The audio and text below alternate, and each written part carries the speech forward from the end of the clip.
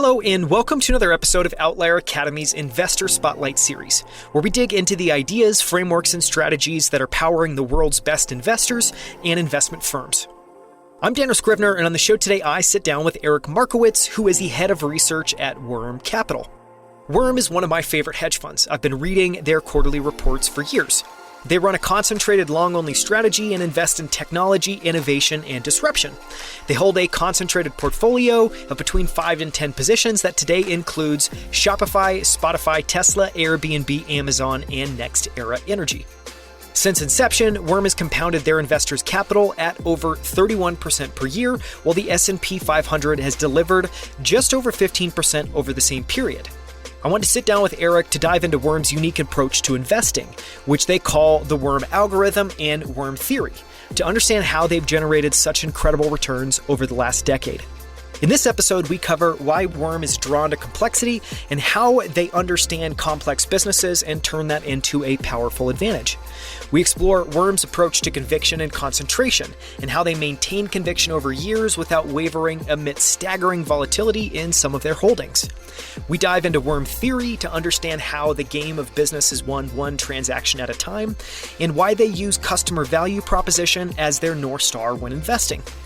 And we dive into Tesla, which they've held since early 2017, to understand their original hypothesis, how they've maintained conviction over the years, and why they're so focused on understanding Tesla's neural net, which powers their full self-driving technology now. You can find the notes and transcript for this episode at outlieracademy.com/96. It's episode 96. To learn more about Worm Capital, visit wormcapital.com. You can also follow Eric Markowitz on Twitter at Eric Markowitz. That's Markowitz. With that, let's listen and learn about Worm's approach to investing in technology, innovation, and disruption. Eric Markowitz, thank you so much for joining me on Outlier Academy. I am beyond thrilled to have you here today. Yeah, thank you, Daniel. I appreciate it. So we're going to spend all of today talking about Worm Capital. And typically I wouldn't do this. I try to spare people kind of any preamble, but I'm going to share a little bit in this episode because it's somewhat unique. So I've been following Worm for the better part of 2 years and reading your guys' quarterly letters. And the thing I was just constantly impressed by is, you know, I spend the majority of my time in private markets doing venture capital, so funding earlier stage companies. At Worm are clearly focused on the public markets, but there's so much around your philosophy, the way you view the world, the way you view innovation that just really speaks to me, that I felt just always drawn to what you were writing. And so long story short, I was able to meet some of the team at Worm and be able to have you on. Eric, you're the director of research at Worm. Just to start, because we've got to cover a lot of ground to try to get people up to speed on Worm, I want to talk a little bit about and kind of introduce people to Worm. And I thought an interesting way to do that is on the website, you guys have wormcapital.com. You have just a really simple kind of beginning of the homepage. It just says technology plus innovation plus disruption. Can you talk about that and just maybe flesh out a quick sketch for people of who Worm is, what you guys focus on, kind of basic details? Sure, of course. Yeah, I mean, we're an investment firm, I think, with a fairly unique perspective on the market, which is we're living through a pretty unique time, the 2020s being a period of industrial dislocation and change and disruption. I think like the true definition of disruption, that's a word that gets kind of tossed around quite a bit these days. But we're looking for sectors of the market that from like a 30,000 foot perspective are changing pretty quickly and going from, let's say, technology A to technology B. And we're looking for ultimately sort of the winners of these cycles. And as opposed to maybe, let's say 30, 40 years ago, where there were maybe 6, 7, 8, 9 companies that could exist on their own, we think that there's going to be an increasing amount of consolidation at the top. So a winner take all or winner take most dynamic. And you're starting to see this play out. I think like a simple example that you see in the market is even something like Google, which is, 20, 25 years ago, there were a bunch of search engines that popped up, but ultimately the one with the best value proposition won, and there were increasing returns of scale there. So you see these power laws dynamics unfold over time, but the big get bigger. And as an investor, that creates a really unique and I think challenging framework to actually allocate capital, which is you can't necessarily trust the idea of diversification as much. And the idea of diversification itself does not necessarily defray risk. So we tend to be hyper concentrated on companies that we think are not only going to survive into the future, but really thrive and take market share and potentially become sort of the winner take most of their chosen industry. So technology, innovation, disruption, I mean, these are, very broad sort of categories of just terms, but we're looking for, I suppose you can say, companies that are building the infrastructure today that will meet the value proposition for customers both today and tomorrow. And I think that there are a lot of companies out there that, even in the last couple of years, you've seen, especially across like the SPAC market, companies that have come to market with a lot of sort of promises of a great future. And I think some of them may very well be successful. But another one of our core tenets as a firm is really just to invest in companies that, quote unquote, have wheels on the ground, that have customers today, that have revenue, that have sort of an installed base. And fundamentally, I mean, I probably should have started with this, but I think we're just optimists. I think that we believe that technology and sort of the culture that we live in will actually improve over time, that there will be more efficiencies across the market, that our lives will improve, that there can be some really great opportunities for wealth creation. At the same time, there's a lot of risks in this market and fears because some of the companies that were maybe very successful in the 80s, 90s, and early 2000s, they may no longer survive in this future. So that's the high level. And from there, I think, we just kind of like to sort of stay a little bit off the radar. We're named Worm Capital for a reason. We're not, looking for glory. We're just looking to stay humble and just learn from this market and, do the best for our partners, who ultimately our clients are the best thing we have as a firm. Their sort of patience and their conviction in us enables us to really express our investment themes in the portfolio and give us the time that we need to see some of these themes to play out. And just to add a couple other details, so you guys are a hedge fund, you have a long only and then a long and short strategy. Are you guys just focused on the US? So you guys kind of look globally? Yeah, we're pretty agnostic. That's right. We have a long only strategy, and that was launched in 2012. Our long short strategy was launched actually 5 years ago this month. So we're generally agnostic when it comes to geography, vertical, market cap range. I mean, I think we're generally attracted to larger cap companies simply as just a consequence of our investment philosophy. But we take a look at everything. I mean, we're looking at, companies that are still private, pre-IPO. Just from a pure research perspective, we kind of, want to know what's going on in all parts of the spectrum of the market. Yeah. One of the things you talked about that I want to touch on really quickly is, so this will come up again and again in our conversation, is this focus around customer value proposition. But I think you made one great point, which is really important, which is it's not the promise of a future value proposition. It's the ability to deliver that today and in the future. And so I think that wheels on the ground is really important because obviously, as you mentioned, a lot of the, SPACs are kind of just younger companies that are, to be super frank, much earlier in their kind of gestation process, have really big ambitions and are able to tell this beautiful story of what they want to build in the future. But if you try to look at where they actually are today on delivering, they're incredibly early. Why is the wheels on the ground so important? Yeah, I mean, everything that we do is through the lens of risk. And, we get this question a lot around how do you define risk? Because our strategy, because we're so concentrated, it often appears to people as if, well, this is quote unquote risky because you have a concentrated portfolio and that increases the amount of month to month volatility, even quarter to quarter, over year. But we view ourselves much like, in the sort of Warren Buffett philosophy of we're business owners. And the reason why customer value proposition is especially important in this market, sort of I think in this like paradigm, is, the internet has been this incredible force for transparency. And ultimately, customers know who has the best product or service. And that's true across business to business and certainly consumer businesses. And so where you find yourself getting into risky situations is if you own companies that are not meeting customer value proposition. And from there, growth sort of diminishes, growth rates slow. So we're much more sort of focused on companies that have the ability to just create very happy and loyal customers, so that during times of inevitable market chaos, the inevitable next recession, the inevitable force majeure that we've now encountered, it seems like we encounter these tail risk events every 6 months now.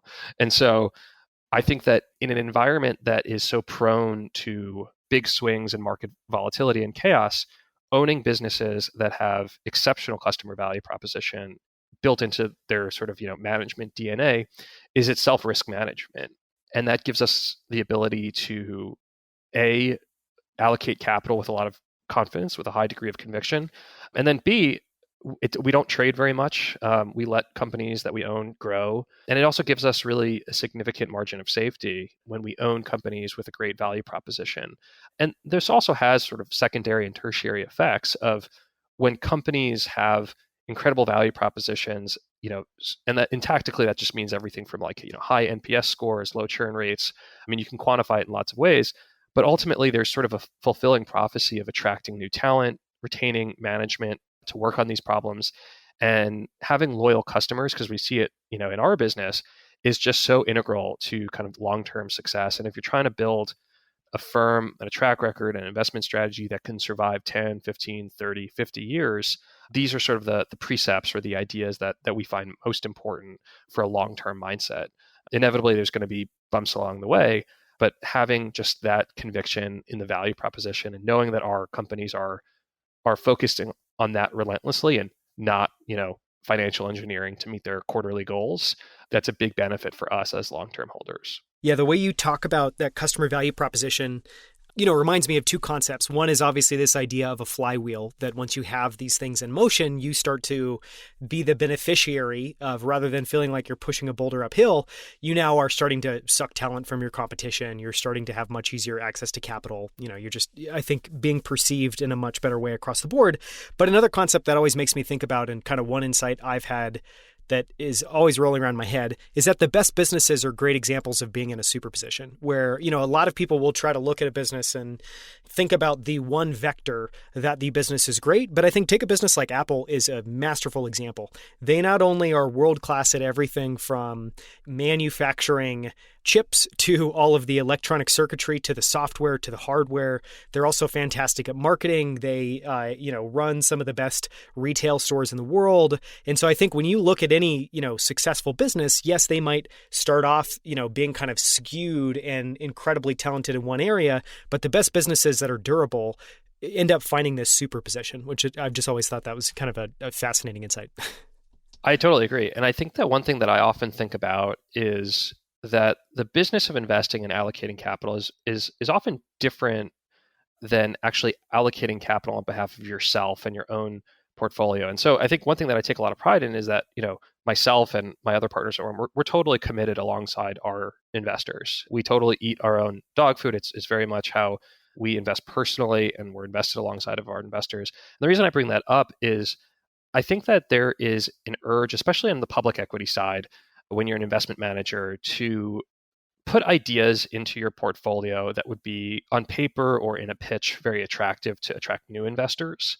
And these are often your second or third best ideas. And so businesses like Apple, I think that once you've reached a certain level of scale, it's great to own Apple. Maybe it's your largest position. But if you're trying to attract new capital, I think that there is a bit of a scramble to come up with the next great idea, right? And we get asked this all the time. Like, we have a successful position. They want to know, well, what's the next thing, right? And I think that there is some recency bias to this business where you have to resist that urge just to put new ideas in for the sake of putting new ideas in and attracting new investors. And doing that, I mean, I've learned everything I know about this business through our founder, Arnie Allison. I just want to make sure I give him due credit, because everything I'm saying kind of is inspired by him and my own interpretation of it. And I think one thing that he's really taught me, just both intellectually but also tactically, is you really have to avoid that sort of, I guess people call it FOMO, but just this idea of introducing new businesses into your portfolio because they sound, attractive, and that maybe it sounds great for your clients. But ultimately, what we're just trying to do is protect our partners' capital, protect our own capital. And there aren't that many great businesses in the world. I think we referenced it in a recent letter, but I mean, the attribution of, you just look at like the S&P 500, I mean, only a handful of companies really drive returns. I mean, a great number of companies over the last 30, 40 years, generate negative returns. And so there's a handful of winners. And it really, I think, is challenging as a investment manager to just, be this selective. But I think it's like imperative for the benefit of our clients to not get distracted by things that come along that sound good on paper, especially when periods like 2020, 2021, where everything's going up, there's a lot of excitement in the market, there's euphoria. Those are moments, because eventually, the tide comes back and then you see who's swimming naked, and you just don't want to be, caught in that position. You just want to own sort of the best in class. And, the only thing I'll add there is I have a friend, Christopher Tsai, who put this idea to me recently, and he said, you just only want to own the best. That's the thing. Just own the best. It's not that complicated. And I think about that a lot when I look at our portfolio and I think about, investing in general is, again, there just aren't that many best ideas, especially in public equities. And you just have to internalize that, because my day is spent, I'm looking at, hundreds, if not thousands of companies every year. And on paper, it's like, we've owned the same company. So it takes a certain mindset, which I give Arnie a lot of credit for avoiding a lot of the landmines in this market. I think it's incredibly difficult to stay disciplined. And I think you guys are a masterful example of that, especially when you're, I think, focused on innovation. There is this tendency or this sense that, oh man, there's so many companies that could be potentially in it. You could put in a basket of interesting, innovative companies. And yet to be able to stay true to a very small number of, say, 10 to 15 concentrated bets is really, really, really difficult. And I want to talk about that in a second. So I want to start getting into, when we were talking before, one of the ideas that you brought up is worm as an algorithm, which I love because I think it's a wonderful way to explore, especially for an investor and investment manager, the way that they see the world. And so I wanted to kind of walk through some of what we've discussed as worm as an algorithm and some of the things I think might fit in there. But I wanted to just start with this 30,000 foot worldview of being drawn to complexity and just believing that we're in a period of massive disruption and innovation and what that means in terms of positioning. So can you just try your best, I guess, to lay out the 30,000 worldview that drives the way you guys see the world and the way you approach investing? Yeah. Again, I credit Arnie with this idea, but I think that where we can get an advantage is actively seeking out parts of the market that are considered complex. And we very much consider ourselves value investors, and all of us have, read like all the Buffett letters. And I think that there's this idea, I forget if it's Buffett or Munger, but there's the too hard pile, or, stay within your circle of competence.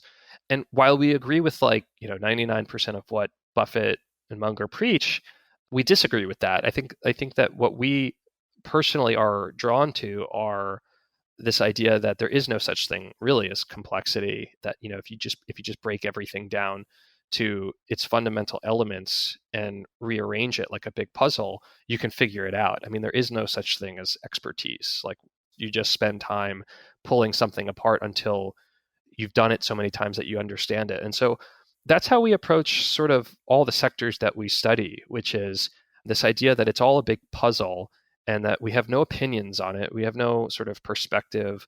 Let's say, we can pick an industry like energy disruption. So we could start with a very high level idea that, we think that there's probably a better way to create energy than extracting fossil fuels from the ground.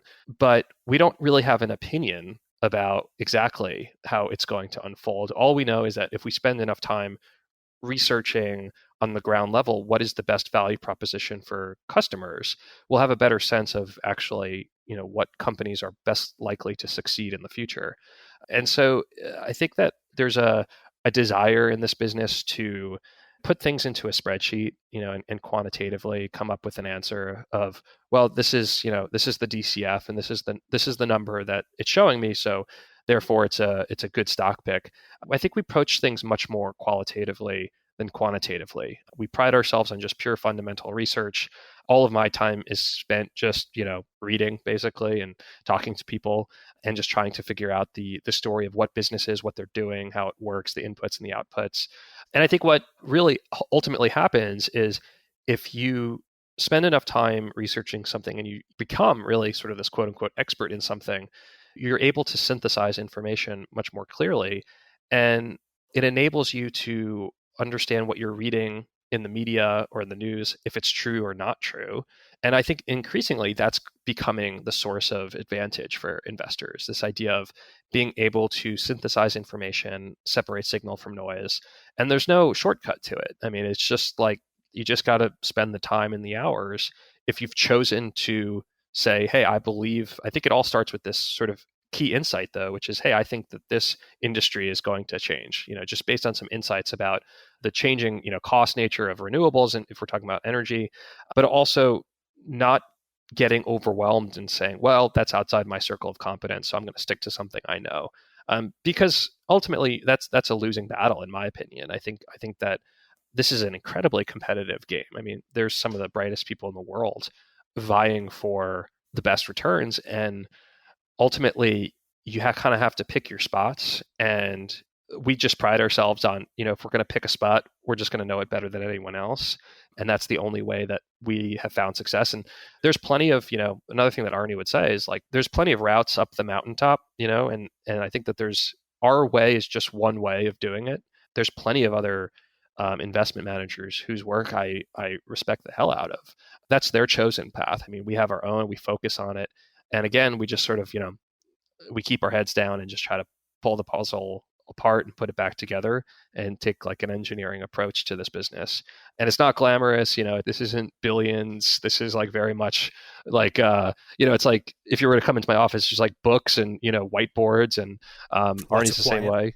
Yeah, a lot of quiet. There's no glory in this business. It's just purely like, it's just a competition, and we're just trying to, put the best strategy forward each day. Yeah, I love a lot of the sentiments that you just shared. The idea that there isn't a too hard pile, the idea that there is no secret, that it's basically just putting in an enormous amount of work to be able to kind of sort it out and take it apart.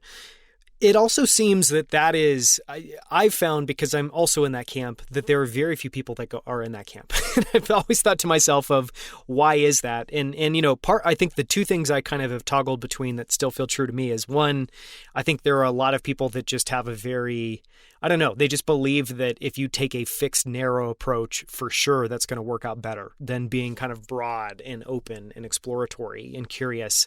Where do you fall in that spectrum? And how do you think about why it is a true advantage to not be overly narrowly focused? I think that there's so much benefit of just being openly curious about the world and wanting to just be open and optimistic and form no opinions. I think that the worst thing that an investor can do is just form an opinion and just say, the pencils, like put pencils down, it's done.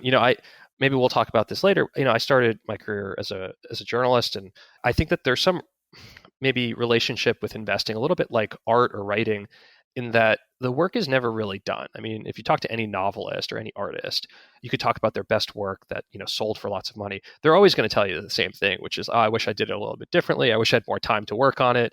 And I think that's very true of investing generally, which is it's just never done. I mean, there's always more work to be done because there's just always more to read. There's more books to consume. One thing that I like to do in downtime is just like, read up on history. I think that, that there's definitely some truth to the idea that history may not repeat, but it does rhyme. And so I think even just spending time kind of going through old market cycles is a huge benefit as an investor, just understanding sort of the cadence of these things. And then there's, I also tend to think that investing is a game of strategy or a sport that is so multidisciplinary. Like, it doesn't require just one or two skill sets to be good at. You have to be good at a lot of things, which is why it's so hard. And I think why it's so fun is, a huge element is just the behavioral element of just understanding human psychology, how crowds behave, how culture evolves, understanding even probabilities. Like I love playing poker, and I wouldn't say I'm a good player. I would say I'm a player that's logged a lot of hours at the table. And so it's a game where ultimately it's similar to investing in that you're making decisions in a game where there's limited data available to you. So you have to make decisions without having all the information. But you can get information through lots of different ways. I mean, you can think like what the opponents might be thinking, what they're saying. You could look at sort of the historical element of it and say, well, this is how these players played these hands in the past, how I've played it. So I just think of investing as like this big game, and there are ways to get really good at games. I mean, there's a reason that, there's some of the best chess players in the world. It's not random. It's because they've studied the strategy, and they, have a very sort of, I guess, diverse perspective on what it takes to win. And so I think, just staying super open-minded and curious is really like integral to even trying to be successful. And I wouldn't say that I'm successful at it at all. I think it's just, I've recognized that the real talent comes from people who are just endlessly curious and voracious and just want to improve, as opposed to kind of, sitting back and saying, well, we've done it, come to us, we've got all the answers. I think that's the real danger sign to me. Yeah. The last thing I'll say on that is one way I've tried to think about it and visualize it for myself is, almost if you take a piece of paper and draw a grid of a bunch of dots, I think if you're broadly curious, one thing that I've noticed is everything's related. Like I will dive into a new area that, might be something like carbon capture and be like, this has no relevance to anything else that I know. And that I'll find a way that it connects and I'll, find a way to use that information later on.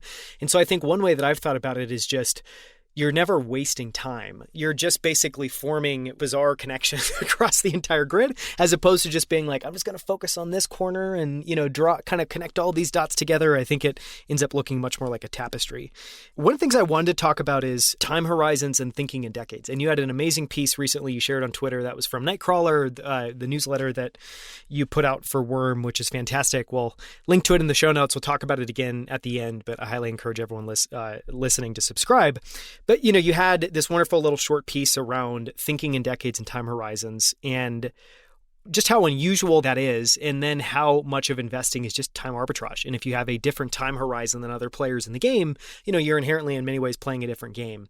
Talk about that and how you think about time horizons and the advantage of thinking in decades and just thinking longer term. Yeah, again, I mean, everyone plays their own game, and I think that there still is a lot of advantage that remains in this market for investors who are willing to take a longer term perspective. And I think if you end up kind of in these circles, that can almost sound like a bit of a trite idea, but you certainly see it in reality, which is like, we have a 5-year track record on our long short, a 10-year, and I still think that's like baby years. I think that's like, okay, we're just getting started. Like, come on. And I have some structural advantages, right? Like my age, I'm in my 30s. So what is my best advantage as an investor? That's probably the fact that I hopefully have at least, 40 years left to really just compound capital. I think that there are some like mental frameworks that are helpful in thinking about decades, especially when things are kind of nutty and, like stocks are going like this. I think that sometimes just writing down, sort of like where you think, super back of the envelope math, where you think businesses could be, just some basic assumptions. I think that there's an urge to maybe overcomplicate valuation techniques through, complicated DCFs and any sort of like really super quantitative framework overlay on a business. In a lot of ways, I mean, sometimes it just takes on a whiteboard, just kind of jot out where you think the business could be 2, 5, 10 years from now. There's a bit of a sweet spot, I think, of, I don't know what the market's going to do over the next 12 months. And frankly, I have no idea what it's going to do 10 years from now. But I think like the 2 to 5 year range is actually, you can grok it. I mean, you can kind of figure it out. You spend enough time and really you're just kind of putting forward some probabilities. But 2 to 5 years, I think you can come up with a mental model that can be, pretty accurate, at least from, a probability perspective. And then in terms of like actually really big picture, okay, thinking in decades, I recently had a daughter, and we've talked about this a little bit. I mean, she's 7 months old. Obviously, I love her to death already, and I just think like when she's like 18 or 20, and we're starting to save for college, just thinking about like what are the decisions that are really going to pay off for that. And I think that when you start thinking really like something in your own life, where you start actually planning not just some theoretical framework, it's like a tactical thing. Like what is going to be the decision that has the highest payoff for her 20 years down the road. I think it like mentally adjusts your brain. It's a forcing function for you to get out of your own head and start thinking about someone else. Or, if you were to think about like a charitable foundation that, you'd be starting, how can I build something today that really is going to have those sort of safe, like it's a safe long-term bet? How do you do that? It's really challenging on the practical day-to-day to kind of overcome the current environment that we live in, which is, I think we fetishize news. I think we fetishize what's happening today. And if you read that piece that you referenced before, I think one thing that the author does is like, throughout human history, one thing is for sure, humans are really the only animal that can really actually conceptually think 10, 15, 20 years out. And we rarely take advantage of that. Yeah, we're pretty terrible at it overall. Yeah, we're pretty terrible. And it's like maybe not totally our fault because, for hundreds, if not thousands of years, we were just trying to survive the day. Like warring tribes would be, encircling us. And so we just had to kind of survive the winter. But if we just allow ourselves to go outside of the day-to-day news and just clock out of Twitter, clock out of, CNN for a few days and just spend some time reading history, I think that you put yourself in a mental mindset to make better decisions. And so I'm certainly not good at it. I'm super plugged into the 24/7 cycle, but I actively try to disengage as much as possible to force myself to kind of make, bigger picture ideas and just thinking about, hey, this is a likely scenario for the next 5, 10, 15 years. You don't have certainty on any of these things. I mean, there is no such thing as certainty in any of it. But at least I think the one thing that you can kind of tactically do is just read more history books, turn off the news, not get so suckered into whatever latest drama. I mean, there's for sure horrible things happening, but there's also great things happening. Those just don't get nearly as much attention. And so that's the perspective that we strive to, which is, thinking in decades, really knowing that, yeah, the 2 to 5 years, that's where we can actually kind of allocate a portfolio and build a portfolio. But really kind of the overlay is, can this thing survive over the next, few decades? And I think it just, it's a calming effect to think about it like that, so you're not trying to time anything. We have no advantage on, any sort of macroeconomic moves. We just know that, if we position ourselves well, and this is something that, again, I'm going to reference Arnie a few times because I feel like he's definitely my mentor. And he just says this all the time, which is just get in position. We're just getting in position. And I think about that, constantly. Like, are we in position today? Are we in position for next week? Are we in position for next year, next decade, and so on? Yeah, I love that. Get in position.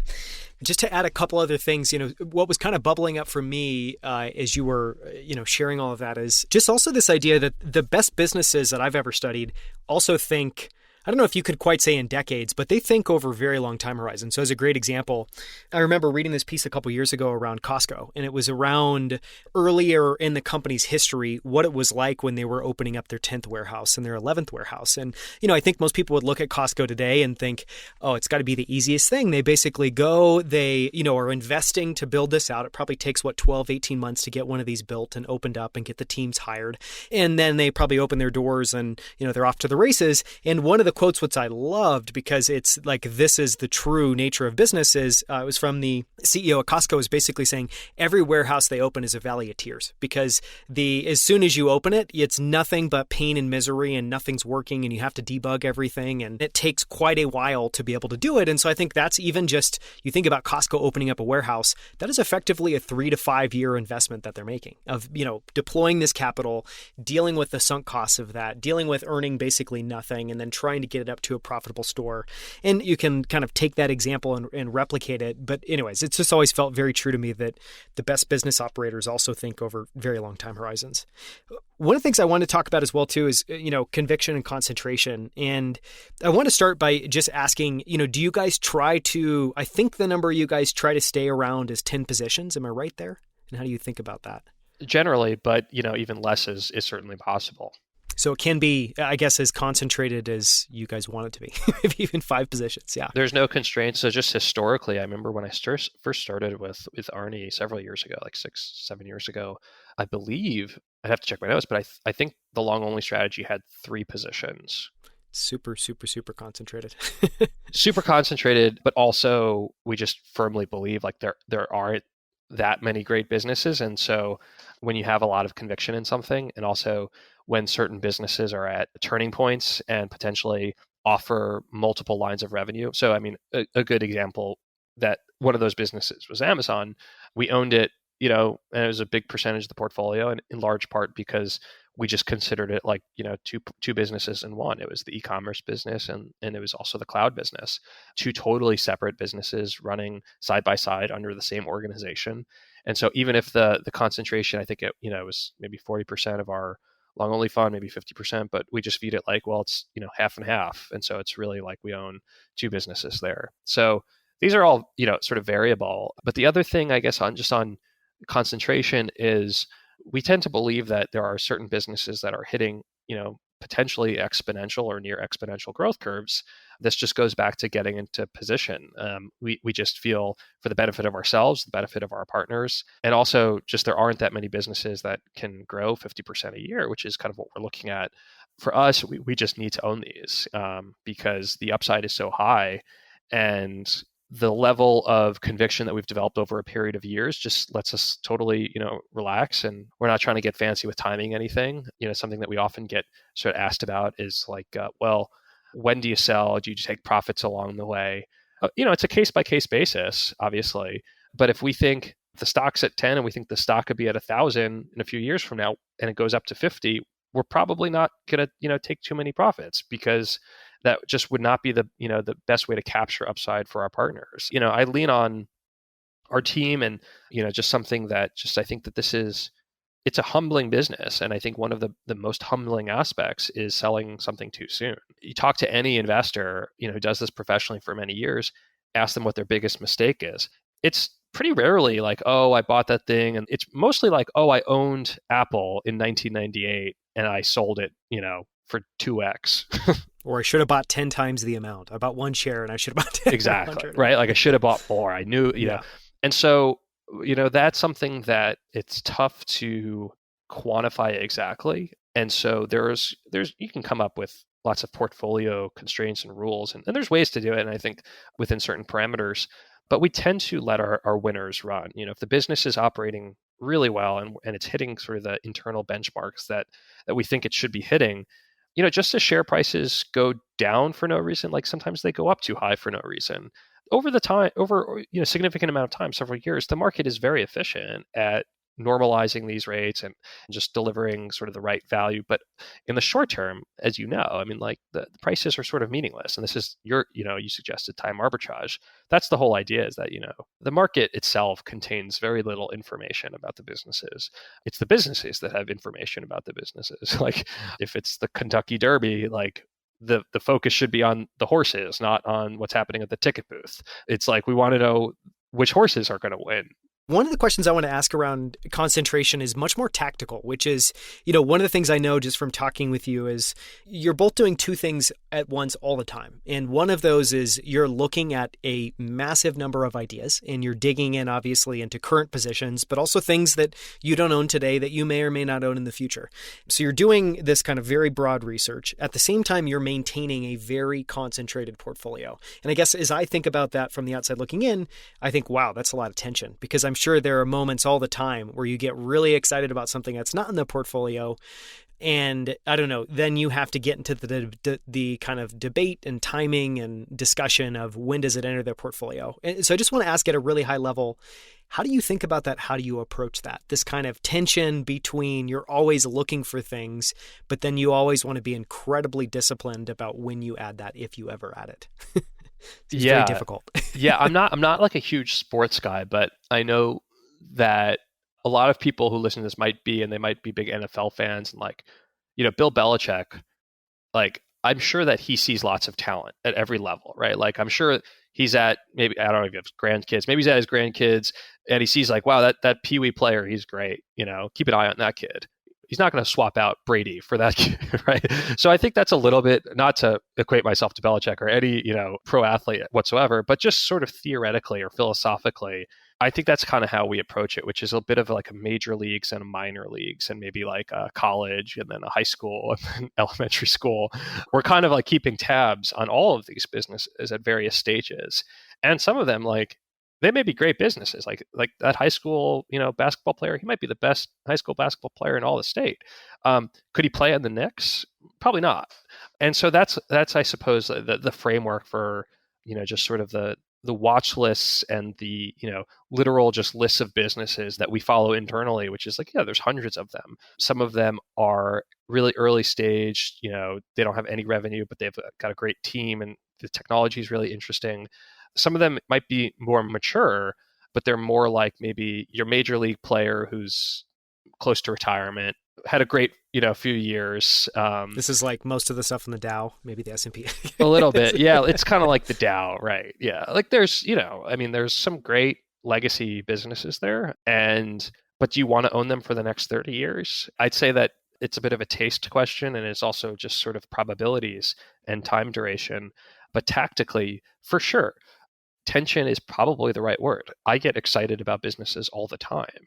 If I could have a portfolio with thousands of businesses, like, theoretically that would be super fun, but it's not the right way to invest, in my opinion, in our opinion. I mean, because you are introducing way more risk into the portfolio by diversifying into lots of unknowns.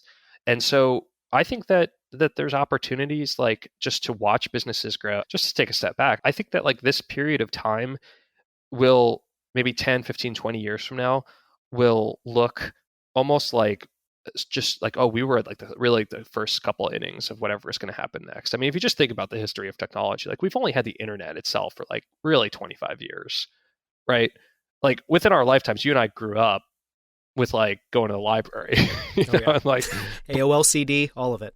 Yeah, totally. And so, like, what does the next 25 years bring? And so I don't think that I'm saying that businesses today are by any means, like, quaint, but I certainly think that if you're looking for sort of, like, investing opportunity set, not that it's going to be easy, but just that this time period is going to present itself with some incredible opportunities. And that, that's like crypto, space, healthcare, just any sort of financial technology, certainly energy, e-commerce, media.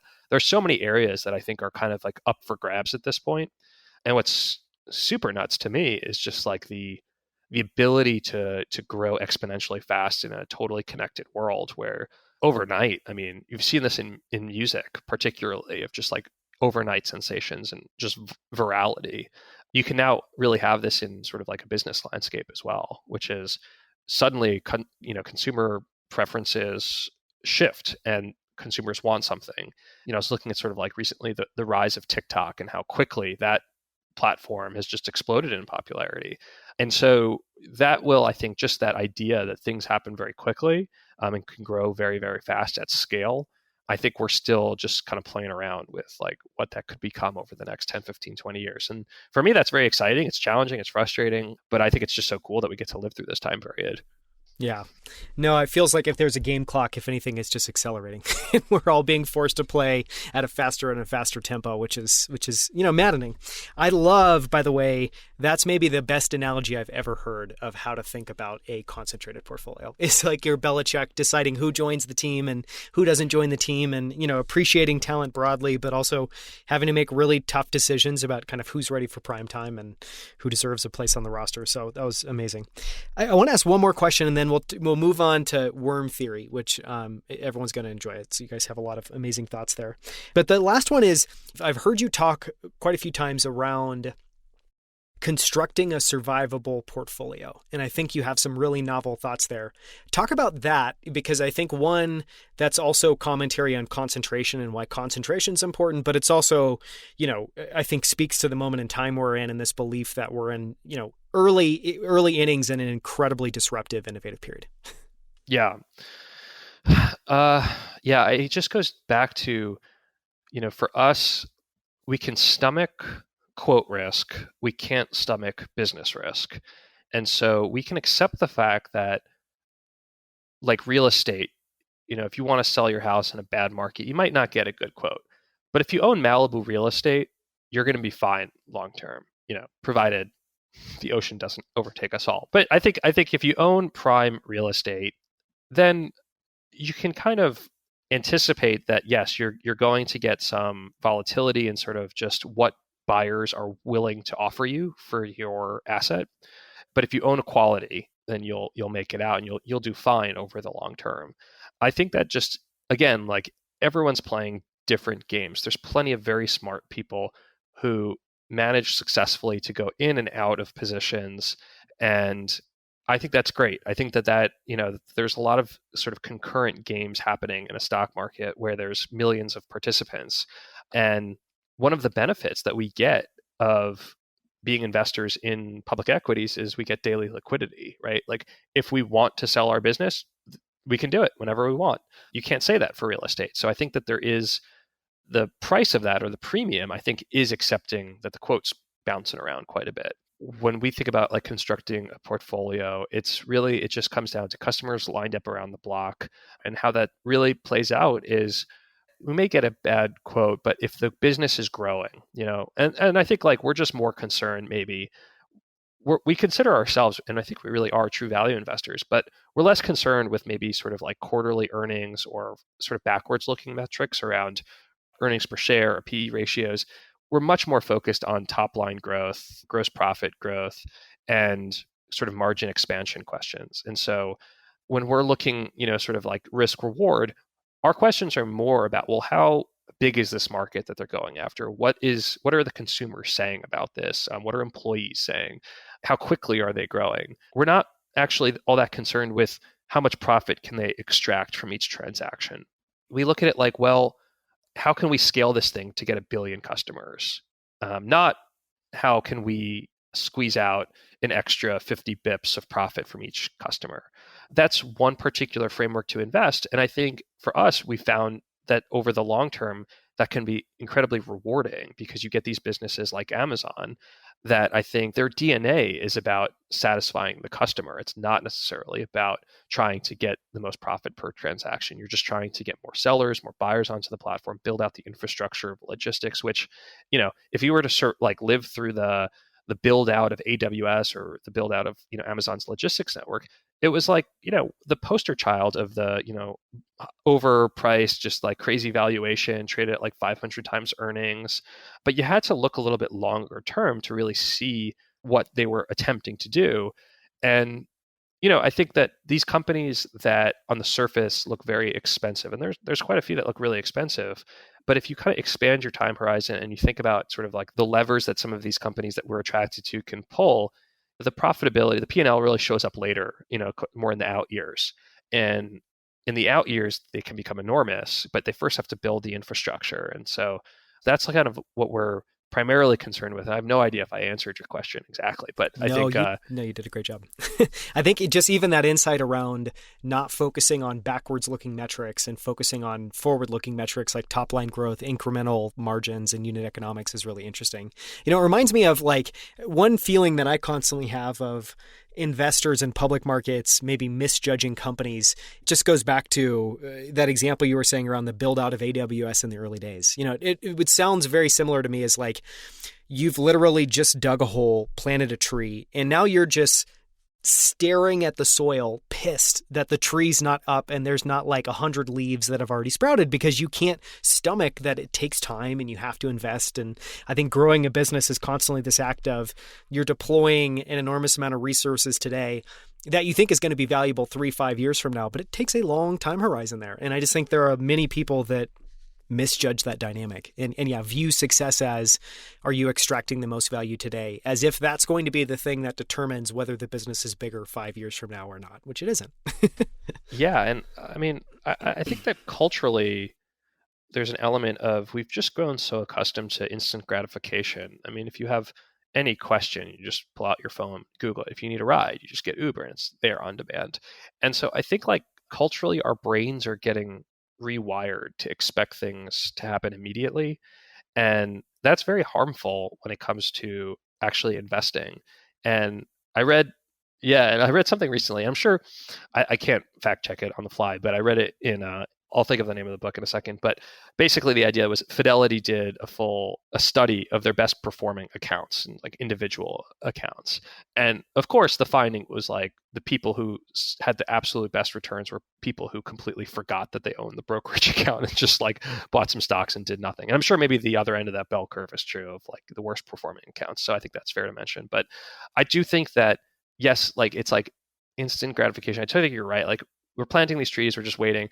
But there's so much action bias in our culture of wanting to do, especially when things are going bad, by the way, like in the market's super chaotic. I think there's like this urge to do something when in reality, the best thing to do is nothing. I mean, don't trade, just go for a walk. And so it's fighting that sort of cultural urge that we've kind of developed over the last 20 years of like, yeah, things should happen really quickly, getting really impatient, and finding a way to rewire our brains, at least when we're investing, to kind of think longer term. And that's super challenging. I'm not saying I'm good at that. I just know that that's the aspirational goal of any investor who at least, considers themselves long term, is just fighting that like itch to do something, to check the news, to, check the quote. I think that that's like increasingly becoming a super important skill set in this market. Yeah. Just to sit with something or sit with discomfort and not feel like you need to do something, which is, it is really funny because, like as an analogy, it's almost like you're in your house and there's a storm that you're in and the storm's really bad. We never do anything. We just sit in our house and wait for the storm to pass. You're not like out there trying to do a bunch of things to figure it out and, adjust what you're doing. But yes, I guess in areas where you can take action, it does feel like, oh man, what should I be doing? And I feel that comes up a lot just in conversations with other investors. Feels like anytime you're in a moment of turbulence, there's just a lot of existential soul searching. Like, what should I do now? What's going on? What's the answer? I don't know. It's kind of fascinating. Yeah, like just the idea of just slowing down has so much value. And it's also not to say that like doing nothing is always the correct answer. I think it's like a time just to reflect and sort of recheck all your theses and kind of double check your notes, because sometimes I think that it's fair to say, well, we've had this experience before with like when we call it like sort of reduced visibility, like, March 2020 was a good example of like, we had no idea what was going to happen. So we did risk off in that environment. We did sell of our positions because it was like a moment in time where not only could we not see 3 years ahead of us, we couldn't see, 2 feet in front of us, a day in front of us. So yes, selectively choosing when to act, it's incredibly challenging, but just learning to sort of approach the problem with, hey, maybe an action is not the best outcome here, but at least let's kind of go through it again, check the thesis. Can we do anything? Ask the questions and just remain level-headed about it at all the times. So yeah, I mean, and that's true when things are going great too, right? Like there's periods when the market's soaring, and I think probably we're not really involved in crypto, but I see this on crypto just moves very quickly. And is it the right answer to immediately like risk off and take profits? I don't know. I mean, but I think that if you have a long-term perspective, at least you ask the right questions, and that's like the most important thing. Yeah. One way I've always thought about that is, like, what is your default? And it feels like the right default there is to do nothing. And you can ask those questions and talk about it. But I think by having it be a default of inactivity, you kind of force yourself to say, okay, to take an action, then it has to get to a certain level. I have to have comprehended this or made a decision or thought through this enough that I'm willing to basically override that kind of default that says I shouldn't do anything. Okay, I want to talk just for a second quickly about worm theory, and then I want to talk about Tesla as a little bit of a case study of a position you guys have held for a very long time. But with worm theory, it's worm theory. I'm going to try my best to try to describe this. You were very grateful to share this wonderful video you guys have internally that's kind of the theory of eternal life in business, basically how businesses, can thrive and succeed over time. And in it, you talk about worm theory. And obviously, one of the North Stars, maybe the biggest one, is just this idea that everything at the end of the day goes back to customer value proposition and the ability to deliver that. And that one of the visuals you guys talked about there, which I loved, it's just super, super, super simple, but it's wonderful, is, if you think about a customer on one side, you think about a business on the other. It's basically customers are giving dollars to a business, and what they're getting in return is an experience or a value proposition. It's basically a promise and, a product or some sort of experience that they've had. And, that's really, if you just focus on customer value proposition, you can do pretty well at determining who's going to win over different time horizons. But you guys also have this notion that, the game of business is one transaction at a time. And I thought one of the most interesting parts was that, and you touched on it a little bit earlier, I think it would be great to talk about a little bit more, is that there's really kind of two worlds at all times in investing. There's the stock market, which is very separate and distinct. And then there are businesses. And a lot of people focus and look to the stock market to give them data on a business and whether that business is doing well and whether they should add more or not. But with the business itself, that's where all the truth is. That's where all the data is. So I may have totally butchered that. Anything to add to that, push back on? We try to communicate this internally, and then also, just sort of like, I've always tried to express this idea that the stock market is kind of where investors go to get liquidity, right? Or buy assets. But the stock market beyond that actually has very little tangible value for investors who are looking for information about businesses. That's happening out in the world. And you can get some of it through reading, 10Ks and 10Qs and, reading all the transcripts and getting all the alternative data that exists that, some of these providers want to sell to you. But ultimately, one of the best ways to really understand sort of the industrial dynamics is just to talk to customers and to listen to customers and listen to what they're saying. And so I think that's kind of where, like I sort of alluded to before, like we spend a lot of our time just thinking about businesses through the perspective of customers, which is, what are they saying? What are they doing? They're exchanging their time, their hard-earned capital for some sort of product or service. And what we're really attracted to, and I think where, our eyes really turn, is like, if there's suddenly something where people are waiting lined up around the block, if there's something, either literally or philosophically or sort of metaphorically, because that is going to be interesting to us. Like if we, not necessarily, a company that's cutting, 8,000 jobs and is going to, boost their EPS next quarter, we're looking for a company that is typically led by, the founders who have a very strong perspective on what the product or service should be. And I think also we're just sort of looking for companies that are willing to experiment and try new things and take bets, right? Take calculated risks to see, we have X amount of cash in the bank and we can, for a relatively small amount of our capital, create a product or service. And if it's successful, we can add capital to it and grow it and expand it.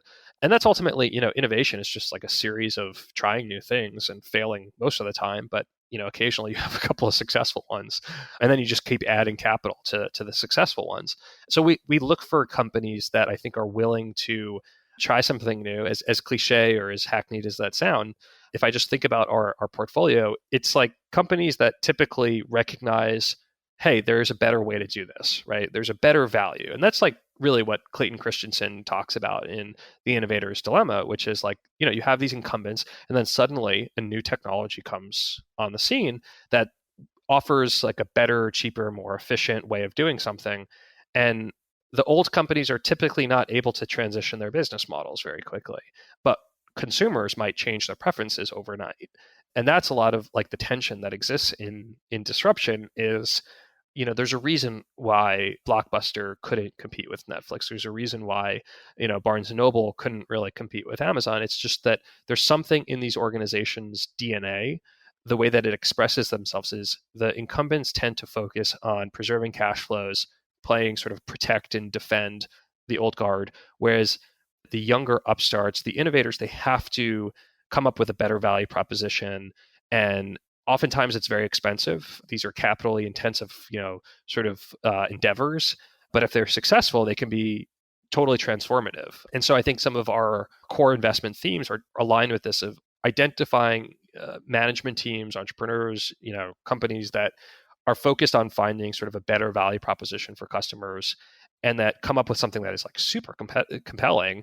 And we don't care as much like if it's super profitable in the short term. We just want to know that down the road, there's going to be huge amounts of profits. They just need to build, and keep satisfying the customer demand. So I think you see that a lot, like that mentality more probably in venture capital and probably some of the investment communities that you spend most of your time in on sort of the private and VC side.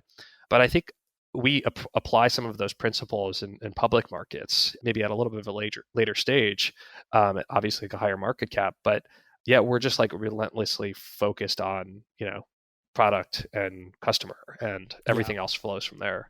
Yeah. I love what I wrote down as you were talking is founder-led, opinionated, and experimental in embracing risk. Because I think even just if you look at those, if you had a sheet of paper that only had those 3 check boxes, you're going to find very few companies that are actually able to check those boxes. And I think the hardest one there that I've seen is, founder-led, I don't know, it's very specific in terms of moment in time and company. Opinionated, if you have a great founder, they're going to be incredibly opinionated. But the ability to experiment and embrace experimentation and do it in a risk-on way, because you see that overall it has massive upside, and you focus much less on the downside of this flops or this one particular experiment fails, I think is a superpower. And all of my favorite companies of it, I think have that, or private, I think have that in their DNA, and it's just something I think as a world that we should be celebrating. And I'd like to see much more of that. Absolutely, and I think that like it's very like Steve Jobsian, but just like embracing sort of like just challenging the status quo. And I just don't think you come up with a product like the iPhone if you just are looking to create the next, brick handheld, cell phone. And also, to be clear, like a lot like this, there's definitely flops, right? Like there's definitely probably way more. In fact, I'm positive, like way more sort of like product flops across all corporate history, and a lot of even great companies like have put out things that just haven't worked. But that's so important to be, especially in this environment in which, like I said, customer preferences can change really quickly, to have like a culture of sort of experimentation and challenging even your core line of business. Because if you're not going to do it, someone else is going to do it. And I mean, Amazon did that with AWS. It was like, here's this. Amazon's done that so many times. Right. They're an online bookseller, and suddenly they're, they're selling a cloud service. I think in the moment, it's tough to really sort of go back in time and remember how odd that seemed to so many people, especially investors. And I think that that's kind of what it takes, though, is, the sort of like gusto and just the willpower of certain individuals within organizations to kind of push for that. You don't get it from a sort of legacy CEO that's just trying to manage their stock options for next quarter. No. Well, because to me, I think what the people that embrace experimentation and doing that in a risk-on way, what they understand that most people don't understand is, and it goes back to something that you made earlier, a point you made earlier around just the power law, where they recognize that if they're smart with the experiments that they're willing to do and the bets that they're willing to make, they know like failure is absolutely guaranteed. But what is inherent that it could be emergent from those experiments are brand new business lines that could be massive in scale. You look at something like AWS, or with Amazon, the Zoox car service, which is still super nascent, or their retail store strategy, or Whole Foods and what they're doing in grocery. And I think that the insight there is, yes, we're going to fail. So we shouldn't focus on that. We shouldn't be demoralized by that. We should celebrate it. And it makes me think of that Jeff Bezos quote around the Fire phone or whatever that was, where he was like, if you think this was a failure, we have much bigger failures that we're working on now. And I'm like, what a wonderful perspective to take on, experimentation. But anyways, I think that's the insight that I really drawing from those. So I want to talk just to round this out about Tesla, because you guys have owned Tesla for a very long time. Obviously, I'm sure there are people listening that might be vomiting in their mouth because they think maybe you've just added this position on over the last 2 years, because I think Tesla is a very polarizing name. You guys have owned this for a very long time. And so I want to kind of start it by going back in time and talk about this initial thesis. And then I want to talk about how you've refreshed that conviction over time, because you've now held it for many, many, many years, and some of the research you're doing today. So can you just kind of take us back in time, talk about when you were doing the initial research on Tesla and what got you excited? What made you be willing to add that to the portfolio? Yeah, so really this was like late 2015, early 2016. Tesla, I think it's fair to say they were basically incinerating cash. I mean, it was not a cash generating business. They were losing a lot of money. And that was the sort of, critique, the knock on them was like, they're never going to make money. I think that what initially got, frankly, Arnie excited about it was the experience of driving in one. It was like, for him, it was like just a light bulb of, he doesn't play golf anymore, but back in the 90s, he'd play golf, and it was like, he relays this anecdote of like when they introduced electric golf carts, he just saw like everyone wanted the electric golf carts. No one wanted the gas golf carts. And so I think for him, it was just this, sort of like consumer preference realization that this is just a better product, much like the iPhone was a better product than, the Nokia or the flip phone or Razor, whatever we had back then. And that the potential for multiple lines of business beyond just the consumer car were going to become apparent over time. So Tesla's mission, I think has arguably evolved, but really it's to accelerate the world's transition to sustainable energies.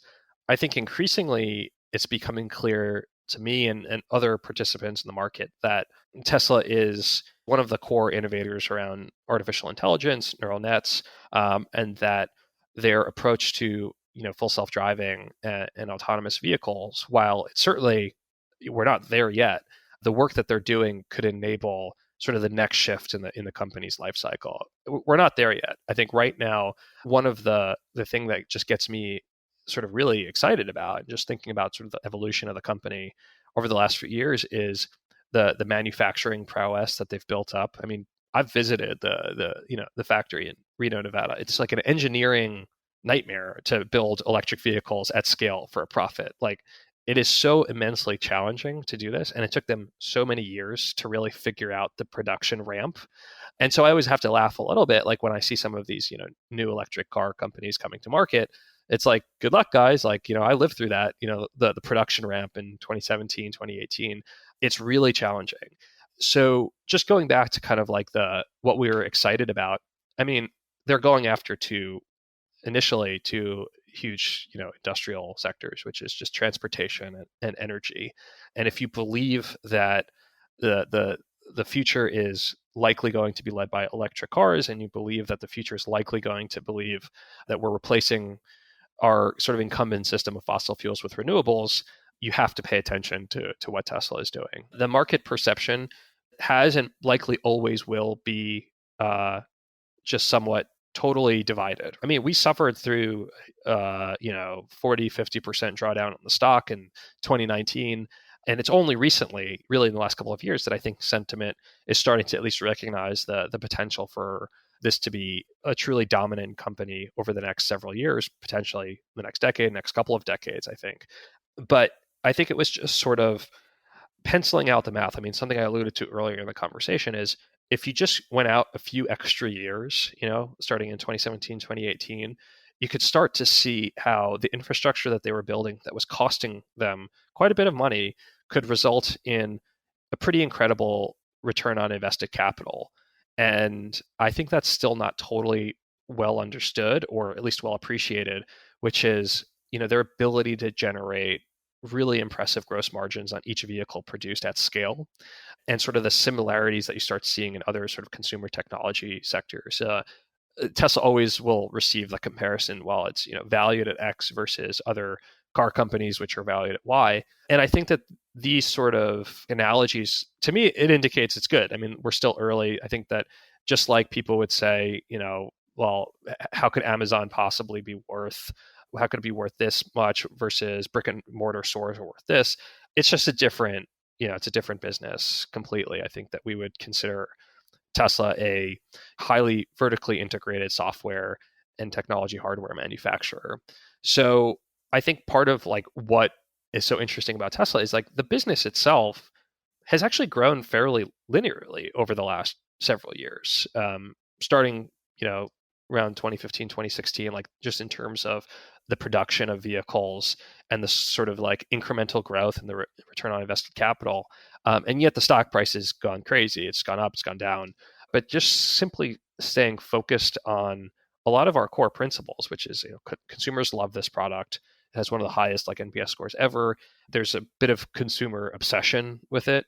And the possibility for continued growth, and in our opinion, at least, is, we think this is a business that's going to grow 50% a year, at least for the next decade. And so there are very rarely, at least, from my perspective, companies at this level of scale that can grow at that sort of compounded growth rate over the next, 10 years or so. And so, it's pretty mind blowing when you kind of pencil out what the numbers could be. And I'm purely talking about like vehicle production growth, trucking. It gets really nutty when you start thinking about potentially on the neural nets and the opportunity for autonomous driving, which is just, basically software business at a crazy level of scale. And so, yeah, that's, it kind of hits on a lot of the core themes of companies that we're attracted to. It's one of those positions that has been so deeply unpopular, so deeply hated, I'd say, by certain pockets of the community. And also very profitable for you guys. Well, yeah, I mean, it's done well. I mean, but every day it's just like, we just start from scratch. And I think that like, it just goes back to like, we are attracted to some complexity. We're attracted to some chaos, because ultimately that's when the biggest, divergence of opinions can happen. That's, I think, that's just an indicator of potential for both good and bad. I mean, not every, company that's labels themselves an innovator or a disruptor will prove to be so. So I hope that I could talk for No, I think that was fantastic. But the one thing I do, just because we talked about this before we recorded, and I feel like we have to explore it, and we can close out the episode after this, is so you guys are constantly doing deep technical research and just deep research, including on positions that you're holding. And I kind of want to fold these two things together. But, what you guys are, it sounds like you just brought on an analyst. And one of the things that they're working on now is really diving into the neural net technology behind this full self-driving that Tesla's working on. And I want to talk about that kind of from two angles. One, why do deep technical research? Because I think that that's worth talking about that because you guys do it and a lot of other people don't. But the second is around, I'm guessing part of doing this is maintaining conviction and belief on where Tesla's going. So just talk about that research and talk about how that kind of, I don't know, it flows in a bigger way into managing the portfolio and holding positions.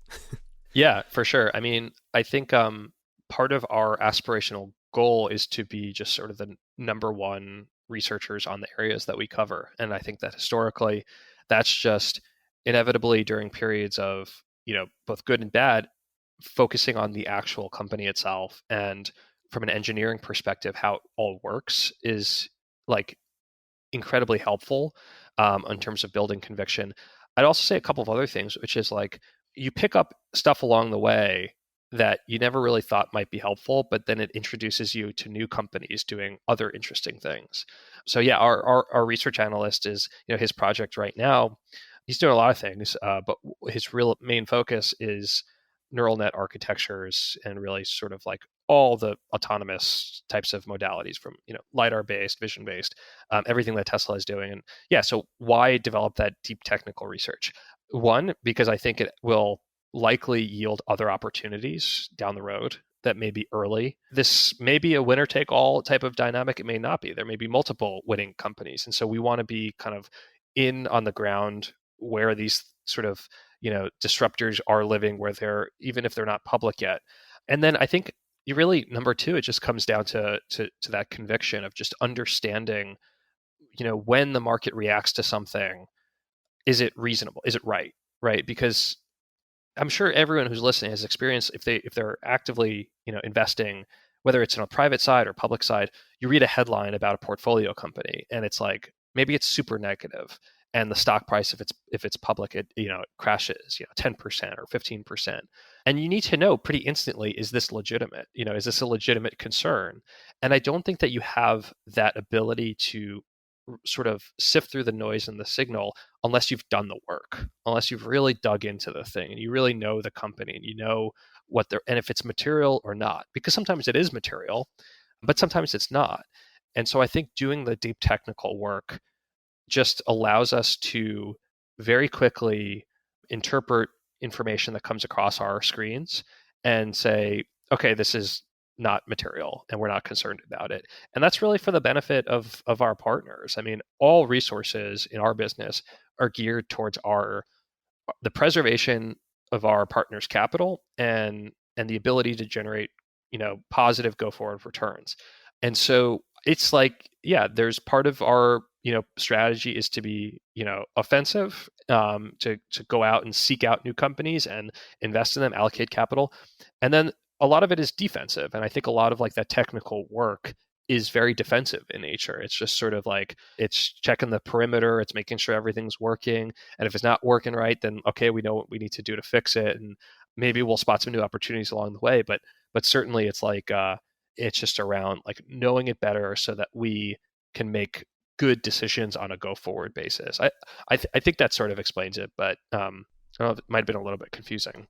No, that was really well said. You have so many great kind of metaphors and analogies.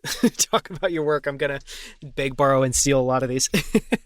I think I stole one of them. I can't remember. I was talking to my friend John Huber, and if he's listening, I may have taken the Bill Belichick. I think I kind of extrapolated on his idea, but you're standing on the shoulder of giants. It's good to go. Exactly. Yeah.